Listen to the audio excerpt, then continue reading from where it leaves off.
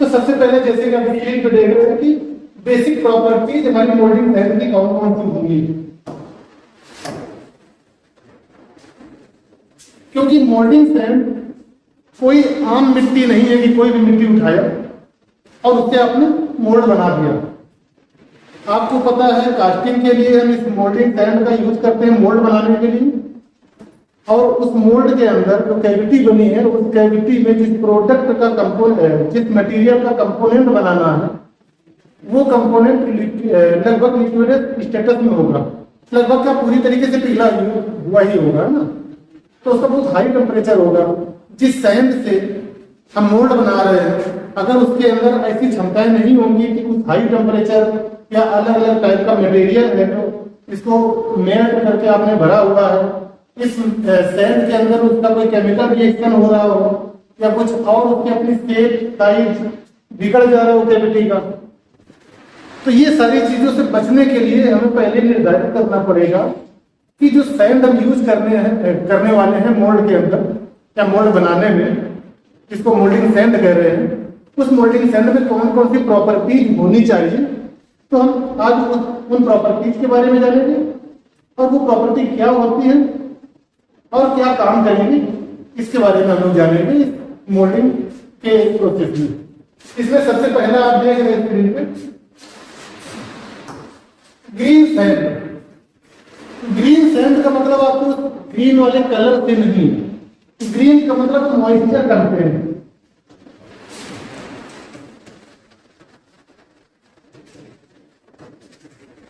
तो हमारी सबसे पहले ग्रीन सैंड होगी। अभी हम आगे आर्टिकल में बात करने वाले हैं, तो ये थोड़ा सा ब्रीफ बात कर लें। जो मिट्टी होगी जिससे हम सांचा बनाएंगे, मोल्ड बनाएंगे, उसमें बेसिक तौर पर 3 मटेरियल होते हैं। एक आपका होता है सिलिका, ठीक है, सिलिका सैंड। दूसरा आपका होता है क्ले और तीसरा होता है वाटर। बहुत पूछा जाता है कॉम्पिटिटिव एग्जाम में कि जो मोल्डिंग सैंड होती है इसमें वाटर कंटेंट कितना होता है। ये होता है 30% to 8% पानी, और करीब 15 से 30 या कुछ जगहों पर 16 से 30% जो टोटल होगा इस सैंड का वो क्ले होगा। क्ले का मतलब महीन वाली मिट्टी जिसका ग्रेन्युलर साइज जो होगा, जो ग्रेन्स होंगे लेस देन 1 mm, 1 मिलीमीटर से कम डायमीटर या साइज के आकार की जो कण वाली मिट्टी होती है जिसको बोलते हैं क्ले। तो ये 15 से 30% तक होती है लगभग। और फिर बाकी आपको होती सिलिका सैंड, ठीक है, सिलिका फिर अभी हम आगे बात करेंगे। तो अभी आप ये मान लीजिए कि इन सभी चीजों का उपयुक्त मात्रा में कॉम्बिनेशन या कंबाइंड फॉर्म जो होता है जिसको बोलेंगे मोल्डिंग सैंड। इन मोल्डिंग सैंड्स की हम लोग प्रॉपर्टीज की बात कर रहे हैं अभी। इसमें पहली हमने बात की ग्रीन सैंड। ग्रीन सैंड का मतलब जब मॉइस्चर के साथ कोई एक पेस्ट आप बना देते हैं तो उसके उस रूप में जो भी उसकी ताकत होगी, उसकी क्षमता होगी, उस क्षमता को बोलेंगे ग्रीन सैंड। जैसे आप आटा सभी के घरों में जो गूंथा जाता है ना, तो देखते हो पहले आटा लेते हैं, थोड़ा थोड़ा पानी डालते हैं, फिर उसको चलाते हैं, पूछते हैं और पानी डालते हैं। जब प्रॉपर आटा आपका घुस जाता है तो उसके अंदर कुछ क्षमता तभी होती है कि अगर आप उस आटे में आप हाथ से दबाएं तो एक कैविटी टाइप की बन जाएगी। आप ऐसे सीधे कर देंगे तो उस तरीके की शेप बन जाएगी, ठीक है। तो अब ये जो आटा है, अगर आप आटे को रोल कर ले ऐसे ऐसे करके, फिर आप एक साइड से उठाएं तो तुरंत टूट के गिर नहीं जाता है। उसके अंदर कुछ स्ट्रेंथ है तभी तो रुका हुआ है ना। तो इस स्ट्रेंथ में यानी कि नमी की उपलब्धता में मोल्डिंग सैंड के इस सब मिश्रण के साथ में जो आप पेस्ट बना लिए हैं उस ताकत को ग्रीन स्ट्रेंथ कहते हैं। बात समझ में आती है ग्रीन स्ट्रेंथ की? In presence of moisture the available strength of molding sand is known as green strength of molding sand. इतनी बात समझने में कोई दिक्कत नहीं किसी को? दूसरा आपका आता है ड्राई स्ट्रेंथ। ड्राई स्ट्रेंथ कुछ नया नहीं है। जो आपका ये ग्रीन सैंड है, होता क्या है कि पहले आपने इन सभी कंपोनेंट को, कॉन्स्टिट्यूएंट को आपने प्रॉपर मिक्स किया उपयुक्त नमी के साथ में, जो नमी आपकी कितनी थी 6 से 8% तक आपने बढ़िया से मैश कर लिया उसे। फिर आपने फ्लास्क के अंदर उसको भर लिया, पूरा पैटर्न भर लिया, ठीक है। फिर इसको अनपिन करके कोपर और थ्रेड वाला पार्ट को बाहर करके पैटर्न आपने बाहर निकाल लिया, आपका मोल्ड बन गया। जब तक उसके अंदर नमी है इस मोल्ड के अंदर, उस समय उसकी जो क्षमता होगी उसको कहा जाएगा ग्रीन स्ट्रेंथ। ग्रीन स्ट्रेंथ अमूमन हम लोग क्या करते हैं, लो प्रोडक्शन, कोई छोटे पार्ट या कम मात्रा के पार्ट अगर मैन्युफैक्चर करने होते हैं तो ग्रीन सैंड से बनाया जाता है।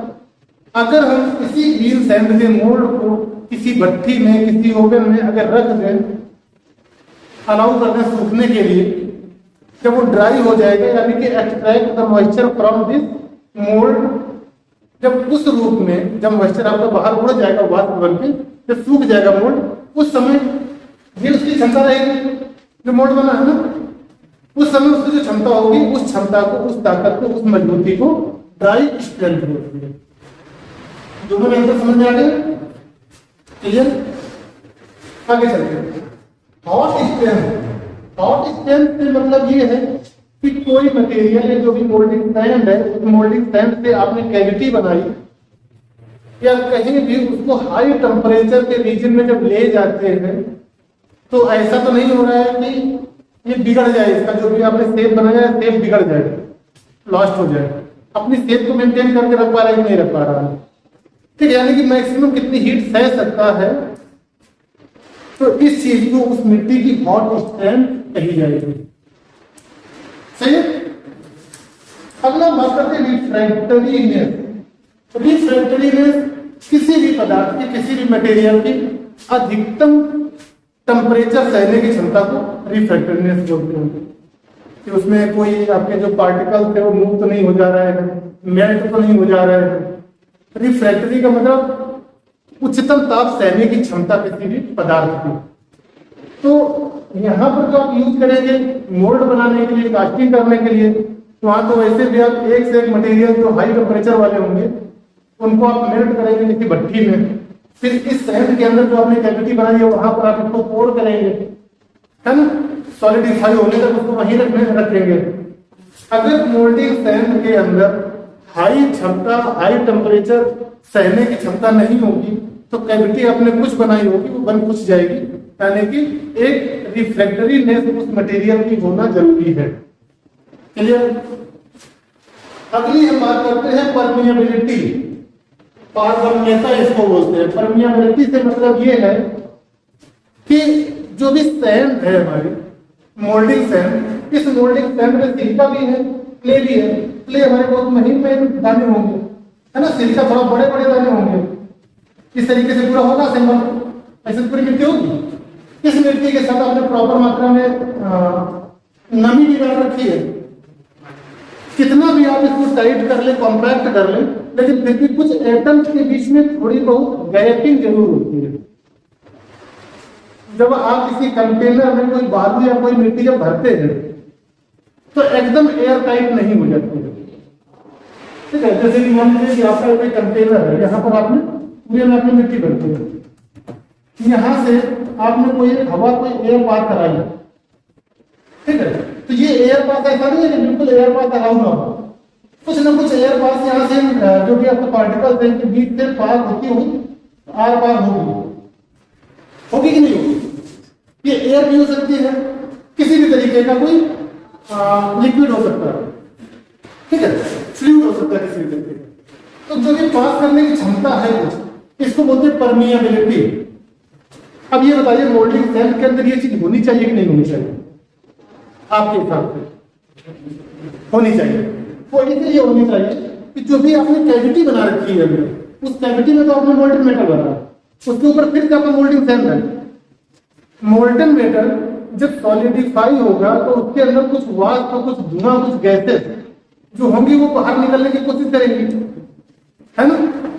तो जो आपका escape of this gases from cavity to environment, उसके लिए जरूरी है कि परमिएबिलिटी प्रॉपर्टी मोल्डिंग सैंड के अंदर होनी चाहिए। है ना।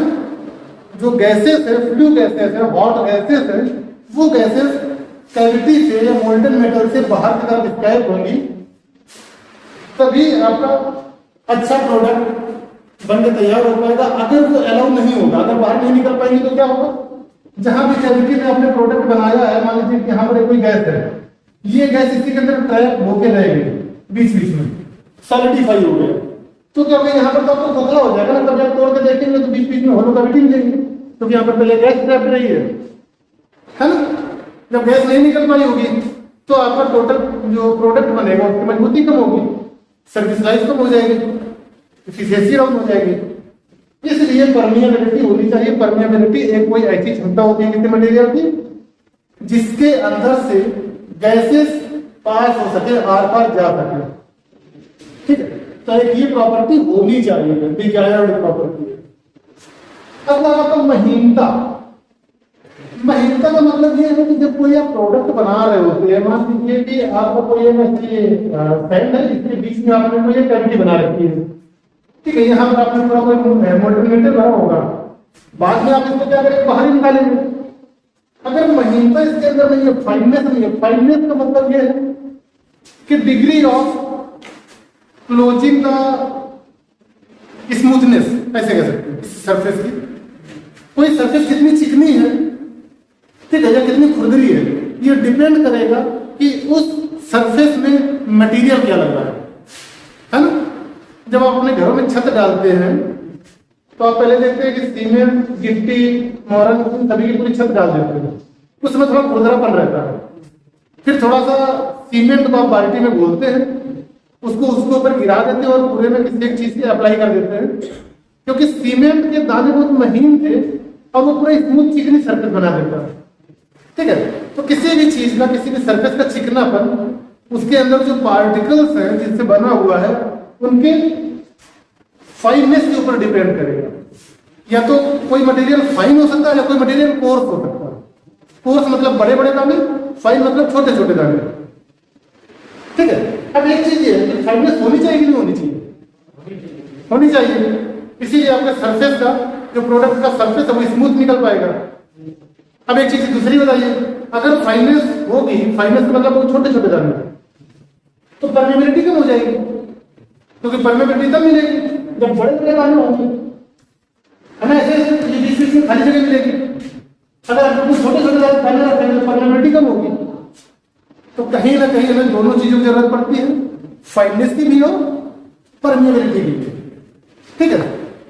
तो एक कोई कंप्रोमाइजिंग रेंज होती है जितने में किस प्रोडक्ट को आप कास्ट कर रहे हैं, क्या उसका अपना सर्विस कंडीशन होने वाली है, इन सभी चीजों के ऊपर डिपेंड करेगा कि वहां पर फाइननेस बढ़ा के रखनी है कि परमेबिलिटी बढ़ा के रखनी है, ठीक है। अगला आपका आएगा केमिकल रेजिस्टिविटी। केमिकल रेजिस्टिविटी भी एक मोल्डिंग सैंड की रिक्वायर्ड प्रॉपर्टी है। इसका मतलब ये है कि अलग अलग टाइप के वेरियस मटेरियल्स को पिघलाकर आप उनका कोई एक फाइनल शेप या प्रोडक्ट बना रहे होते हैं। कभी एल्यूमिनियम को बनाएंगे, कभी मैग्नेटिक स्टील भी बनाएंगे, कभी टाइटेनियम बनाएंगे, कभी कोई मटेरियल बनाएंगे। हर एक मटेरियल में अपने कुछ एक केमिकल बॉन्डिंग होती है। और जो भी आपकी मोल्डिंग सैंड है, क्योंकि आपने कैविटी बनाई, इस कैविटी को पिघला हुआ मटेरियल भर दिया, बाकी तो ये मिट्टी है। मिट्टी के अंदर कौन से केमिकल रिएक्टिव पदार्थ है जो इस मटेरियल के साथ फैमिलियर नहीं हो पा रहा, रिएक्शन करने लग रहा है ना। जिस मटेरियल का प्रोडक्ट आप बनाने जा रहे हैं उसमें क्या केमिकल कंपोजिशन है, वो केमिकल कंपोजिशन इस मोल्डिंग सैंड के केमिकल कंपोजिशन के साथ में रिएक्टिव तो नहीं है, ये चीज देखनी है। ये होनी चाहिए कि नहीं होनी चाहिए, ये नहीं होनी चाहिए, सॉरी, केमिकल रेजिस्टेंस होनी चाहिए। रेजिस्टिविटी की बात कर रहा है ना, ठीक है, यानी कि केमिकली रिएक्शन ना हो, opposite to chemically reaction known as chemically resistivity. सही, आगे बात करते हैं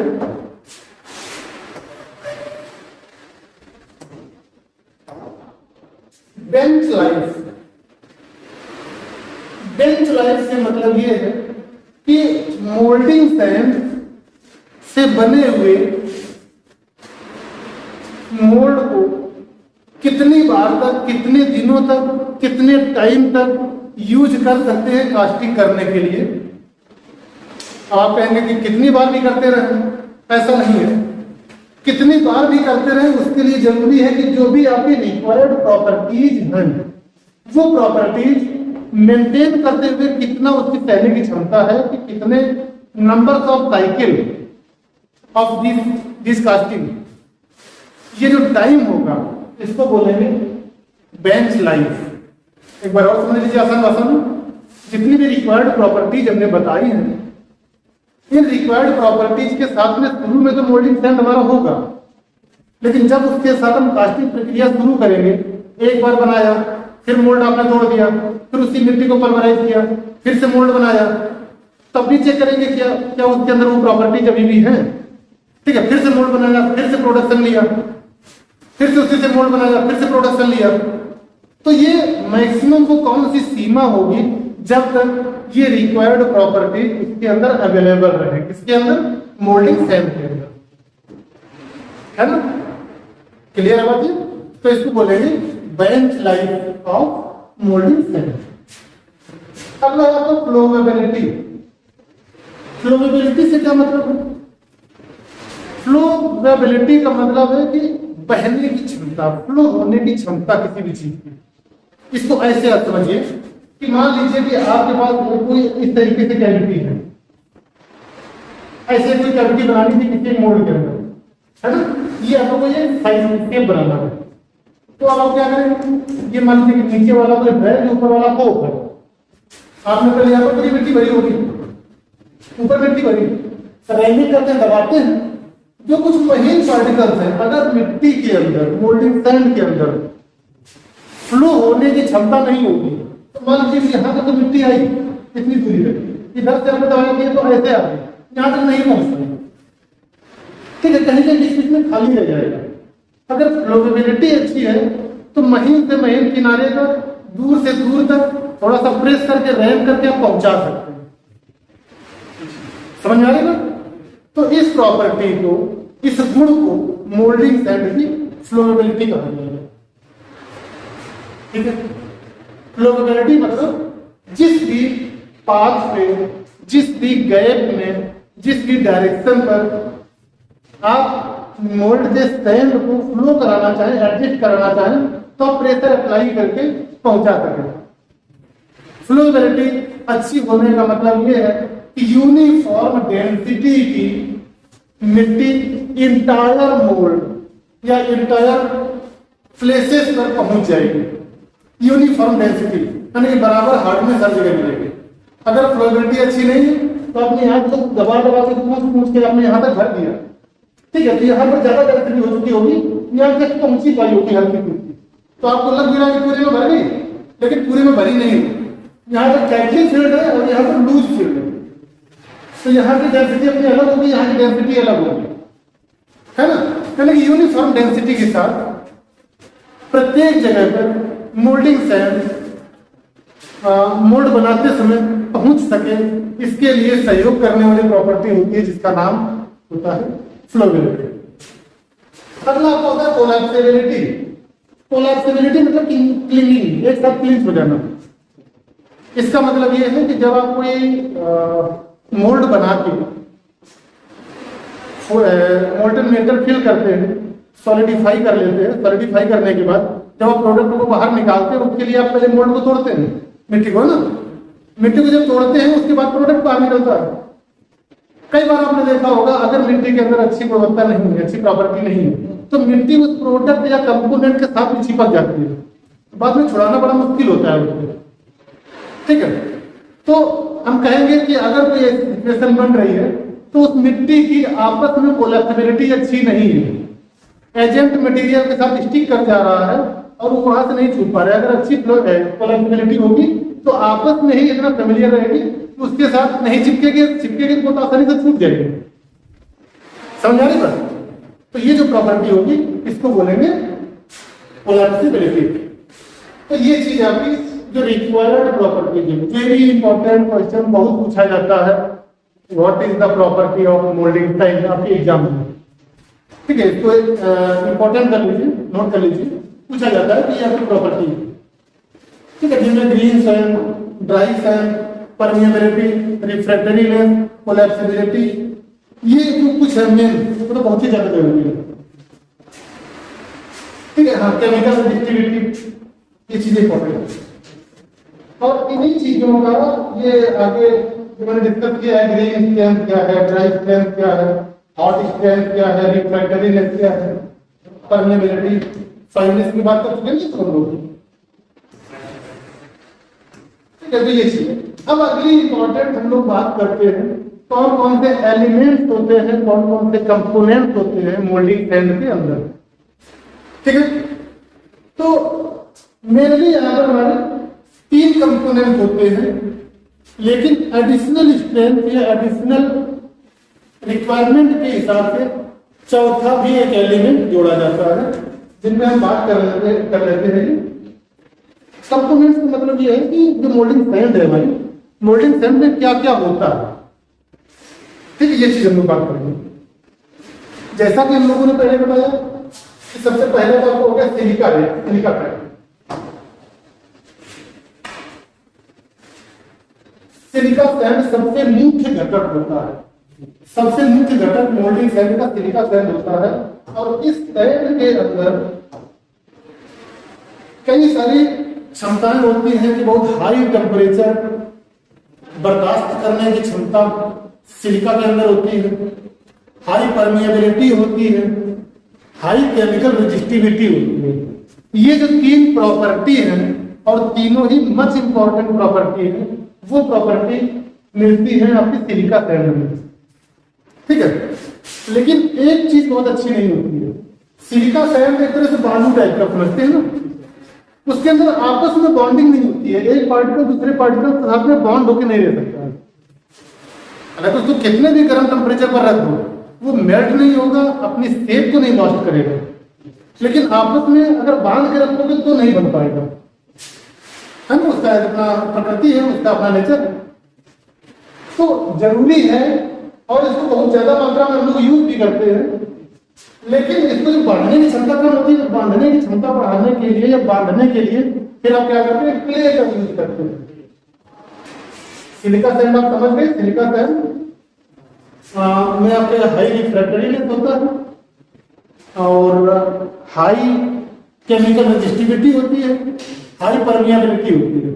अब सिलिका सैंड के बारे में थोड़ा सा बात कर लेते हैं। पहले हम देख लेते हैं मेन कंपोनेंट जो है, एक सिलिका सैंड है, एक क्ले है और मॉइस्चर, मॉइस्चर मतलब पानी की मात्रा जिससे उसको बांध सके।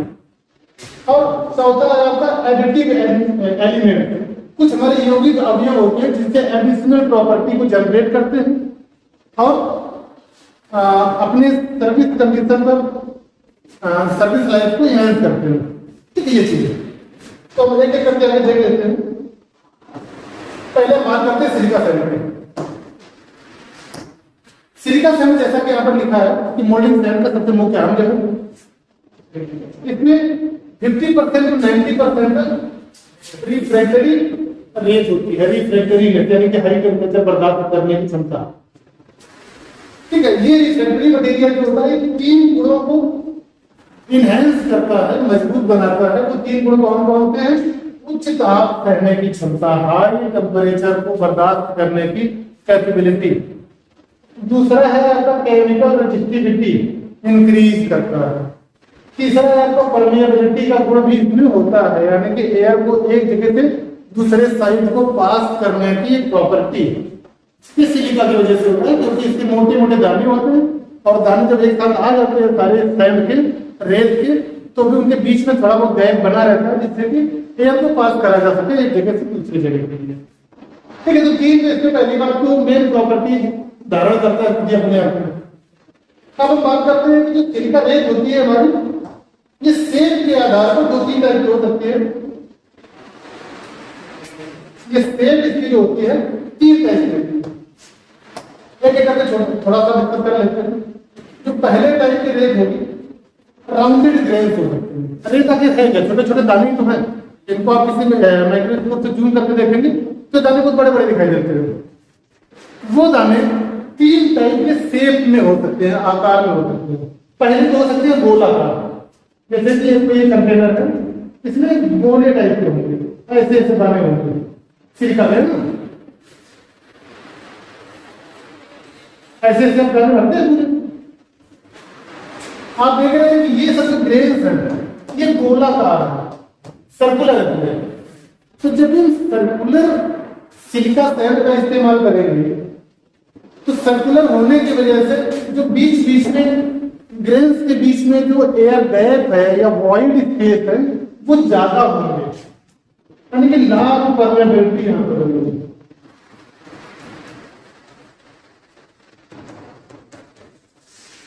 बात समझ रहे हो? अगर गोल दाने होंगे आपस में दूसरे के साथ रखे रहेंगे तो एक ही बाउंड्री अपनी सर्कुलर, दूसरे की सर्कुलर बाउंड्री है, इधर ये सर्कुलर बाउंड्री है, इधर ये सर्कुलर बाउंड्री है, तो ये जो गैप है बीच बीच में ये बहुत बड़े बड़े होंगे, और जितने बड़े बड़े गैप होंगे उतना ही ज्यादा एयर पास होगी एक जगह से दूसरी जगह के लिए, है ना। तो परमेबिलिटी अच्छी होगी लेकिन स्ट्रेंथ कम होगी। ग्रीन स्ट्रेंथ कर लिया, ड्राई स्ट्रेंथ कर लिया, क्योंकि बॉन्ड बनाने के लिए सिर्फ इतनी जगह तो आपको मिल रही है ना। तो जहां भी बहुत ज्यादा ग्रीन स्ट्रेंथ या ड्राई स्ट्रेंथ की आवश्यकता नहीं है, परमेबिलिटी ज्यादा रिक्वायर्ड है अगर फोकस है, तो वहां पर राउंड शेप के ग्रेन्स वाले सिलिका का इस्तेमाल करेंगे। दूसरे टाइप का हो जाता है सब एंगुलर। सब एंगुलर का मतलब ये है कि राउंड भी नहीं है और शार्प एज भी नहीं है, दोनों का मतलब वो है कंबाइंड तरह से कंप्रोमाइजिंग है। जैसे कि मान लीजिए कि ऐसे है, ठीक है, ये ऐसे थोड़ा सा ऐसे आ जाए इस तरीके से,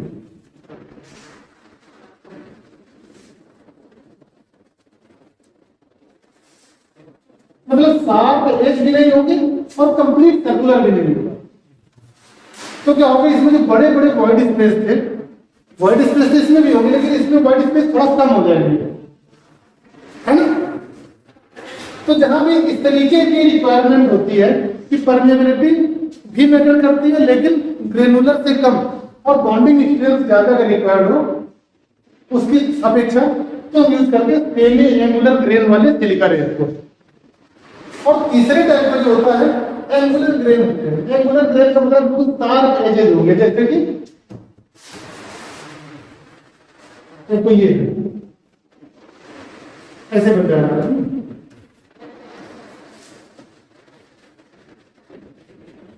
इस तरीके से मतलब ग्रेन होंगे जहां पर एंगल्स बिल्कुल क्लियर दिखाई दे रहे होंगे, 10 डिग्री 20 डिग्री 90 डिग्री जो भी है, कुछ एंगुलर मतलब उसके जो कॉर्नर होंगे उनके एंगल्स क्लियर होंगे। तो वहां पर क्या है कि कसाव और ज्यादा हो जाएगा, ग्रेन के बीच में और ज्यादा कसाव हो जाएगा, तो स्ट्रेंथ और ज्यादा मिलेगी मोल्डिंग फ्रेम की, ठीक है। लेकिन परमेबिलिटी कम होगी, तो डिपेंड करेगा कंडीशंस के ऊपर, किस मटेरियल को कास्ट करने जा रहे हैं और जो प्रोडक्ट बना रहे हैं प्रोडक्ट की सर्विस कंडीशन कैसी रहने वाली है। तो इन सब चीजों के ऊपर डिपेंड करेगा कौन से तेल का ग्रेन चाहिए सिलिका में। और लास्ट आपका हो जाता है कंपाउंड ग्रेन। कंपाउंड का मतलब एक से ज्यादा ग्रेन को एक साथ मिला के गुच्छा टाइप का बना देना। क्या करते हैं कि जो भी ग्रेन्स हमारे होते हैं सिलिका के, इनको सीमेंट के साथ चिपका देते हैं, थोड़ा सीमेंट डाल के चिपका देते हैं, संयुक्त रूप बना देते हैं, ठीक है। तो इस तरीके की भी सैंड या सिलिका यूज की जा सकती है मोल्ड बनाने। ठीक है, सिलिका आपको क्लियर हो गया, सिलिका सैंड क्या है, कितने टाइप के हो सकते हैं सिलिका, तो ये चीज हो गई। अब अगला हम बात कर लेते हैं क्ले की। तो क्ले है हमारी, जैसे मैंने बताया था कि बहुत महीन दाने होते हैं, बहुत महीन ग्रेन होते हैं, और इनका काम होता है सिलिका के ग्रेन्स को आपस में बांध के रखना, ठीक है। तो क्ले हम यहाँ पर यूज करते हैं, और क्ले का मतलब है कि लेस देन 1 mm का जो साइज होगा वो क्ले में होगा, और इसको जब बालू को पानी के साथ घोला जाता है तो क्ले के कण महीन होने के कारण पानी में मिलकर एक पेस्ट बना लेते हैं और सिलिका सैंड या सिलिका ग्रेन को आपस में बांध देते हैं, ठीक है। तो ये काम रहता है क्ले का। अब हम बात करते हैं पानी की, नमी जिसको बोलेंगे। मोल्डिंग रेत की बॉन्डिंग स्ट्रेंथ की क्षमता क्ले की नमी के ऊपर निर्भर करती है, ठीक है। जितनी ज्यादा आप नमी रखेंगे, शुरुआत में तो आप बिल्कुल सूखी मिट्टी को आप पानी के साथ आप गूंथना शुरू करेंगे, तो जैसे जैसे आप पानी बढ़ाएंगे, नमी बढ़ाएंगे, उसकी स्ट्रेंथ बढ़ेगी, क्योंकि प्रॉपर मिक्स हो रहा है वो। ठीक है। जब वो कंप्लीट मिक्स हो चुका होगा, पेस्ट बन चुका होगा, उसके बाद भी अगर आप पानी बढ़ाते जाएंगे तो क्या होगा, फिर क्षमता घटने लगेगी। आप अपने घर में भी जो आटा वाटा होता है, जो गूंथा जाता है, शुरू में से पानी कम होगा, तब वो सही से बंध ही नहीं पाता है ना, आपस में टूटा रहता है। जब धीरे धीरे पानी को बढ़ाते हैं तो उसके साथ अच्छी एक बॉन्डिंग बन जाती है, मजबूत हो जाता है। फिर आप उसमें जैसे भी हाथ लगाओ, कुछ भी करो, तेल में ढालो तो ढल जाएगा। उसके बावजूद भी अगर आप पानी बढ़ाते जाए तो फिर क्या होगा, फिर पूरा गीला हो जाएगा, फैलना शुरू कर देगा, फिर उसकी क्षमता कम हो जाएगी। इसलिए मॉइस्चर की जो कंटेंट है, मात्रा है, ये बहुत ही ज्यादा डिफाइंड होनी चाहिए, स्पेसिफिक होनी चाहिए कि इतनी क्षमता के लिए एक निश्चित मात्रा का ही नमी चाहिए, निश्चित मात्रा की ही पानी चाहिए। जनरली हम लोग यहाँ पर यूज करते हैं 6 से 8% नमी, बहुत इंपॉर्टेंट है, इसको याद रखना है ना। क्ले कितना बताया था, 15 से 30। ठीक है। बाकी फिर आपको सिलिका सैंड होती है, या थोड़ा बहुत कुछ एडिटिव भी मिलाते हैं, चौथे कंपोनेंट की बात की वो थोड़ा बहुत मिलाते हैं। देखिए इसमें मोल्डिंग वालों को तैयार करते समय सिलिका है, क्ले, नमी के अतिरिक्त कुछ और यौगिक मिलाने की भी आवश्यकता पड़ती है। जो और यौगिक मिलाएंगे, एडिटिव्स मिलाएंगे, उनसे हमारी और कुछ प्रॉपर्टी जो रिक्वायर्ड थी वो इनहैंस होती है, इंप्रूव होती है। उनमें से कौन कौन से हो सकते हैं, कोल डस्ट, ठीक है, कोयले का powder, sodium silicate, water glass, dextrin, अलसी का तेल। अलसी का तेल हम लोग बहुत ज्यादा यूज करते हैं, उसमें जो कोर बना रहे थे ना हम लोग पिछले क्लास में, कोर की जो सैंड होती है उसमें यूज करते हैं। सल्फाइड लाइम, सीरा, आयरन ऑक्साइड, ये सब हमारे कुछ एडिटिव्स हैं जो प्रॉपर्टी को और ज्यादा बढ़ाते हैं और कास्टिंग का जो अपना प्रक्रिया है उसको बिना किसी रुकावट के, बिना किसी डिस्टर्बेंस के, बिना फेलियर के सक्सेसफुल बनाता है। ये जब आप यौगिक ऐड कर देते हैं